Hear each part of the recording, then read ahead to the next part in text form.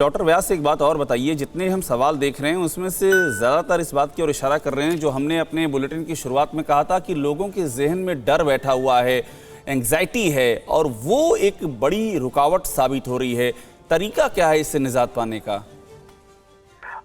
जो आप एक बहुत ही बड़ा मुद्दा है। कल भी हम लोग इसी बात पे बात कर रहे थे कि एंग्जाइटी जो है वो चाहे प्री कोविड टाइम हो, जब किसी व्यक्ति को कोविड ना हुआ हो, जिन लोगों को कोविड हो गया है उन लोगों को, और जो कोविड से निकल के आते हैं, ये तीनों सबसेट के जो मरीज हैं या इंसान है, सभी को एंग्जाइटी एक प्रकार से रहती ही है।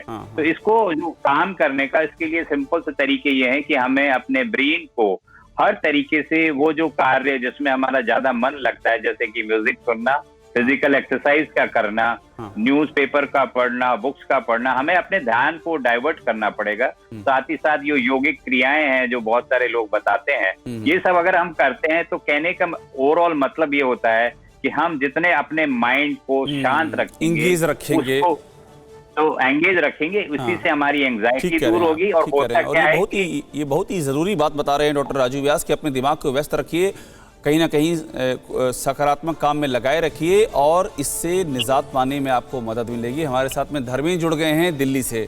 धर्मेंद्र, पूछिए आप।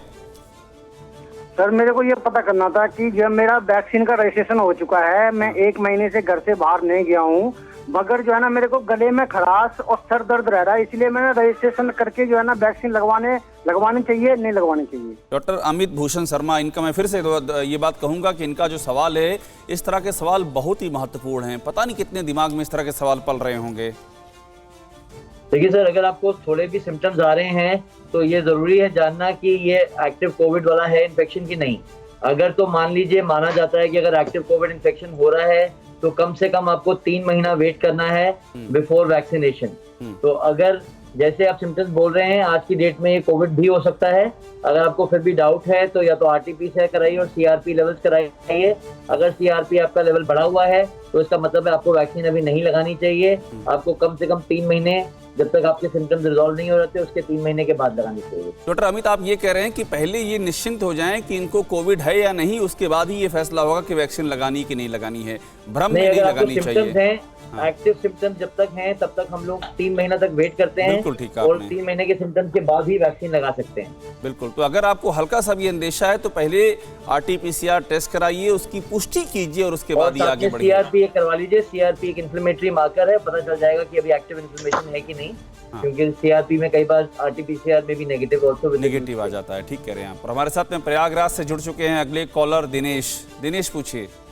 हाँ सर, प्रणाम जी, पूछिए। हेलो सर, मेरी वाइफ सर 7 महीने की प्रेग्नेंट है, तो क्या उनको वैक्सीन लगवाना अभी ठीक रहेगा? डॉक्टर चंद्रा। हेलो। हाँ, हेलो। हाँ, ये प्रेगनेंसी के ऊपर इन्होंने पूछा है, तो मेरी आवाज आ रही है? हाँ, आ रही है जी, आप बोलिए, आपकी आवाज आ रही है जी। सो प्रेगनेंसी के लिए पूछ रहे हैं। इस पे अनफॉर्चुनेटली अभी कोई बहुत ज्यादा अभी डेटा अवेलेबल नहीं है कि ऐसे लोगों को लगवाना चाहिए कि नहीं। सो मेरी एडवाइस ये है कि अभी वैक्सीनेशन ना करके इनको और सारे मेजर्स पूरी तरह से लेने चाहिए, जैसे कि आप सबको मालूम है कि मास्क लगाना, सोशल डिस्टेंसिंग रखना और अपना जो हैंड सैनिटाइजेशन को ज्यादा से ज्यादा प्रैक्टिस करना चाहिए। ठीक कह रहे हैं आप। और हमारे साथ में अगले कॉलर जुड़ चुके हैं हरियाणा के हिसार से सुरेंद्र। सुरेंद्र, पूछिए आप। नमस्कार जी। जी नमस्कार, पूछिए। नमस्कार जी। जी जी, पूछिए, सवाल पूछिए अपना आप। सर, मेरी बाल ब्लॉकेज है, दो, मैं क्या करूं? क्या सर, मेरी दो बाल ब्लॉकेज है, मैं कैसे रहूं? क्या करूं मैं? मतलब हार्ट के वाल्व ब्लॉकेज है कि क्या है? हार्ट के बाल ब्लॉकेज है सर। तो ब्लॉकेज है तो जो है वो फिर भी आप जाके सेफली अपना वैक्सीनेशन लगा सकते हैं, उसमें कोई डरने की बात नहीं है। ये है कि आप अपने कार्डियोलॉजिस्ट से अपनी ओपिनियन ले लें, उनका एक इको वगैरह से इवेलुएट करा के और फिर जाके अपना वैक्सीनेशन करा सकते हैं। इसमें कोई डरने की बात ही नहीं।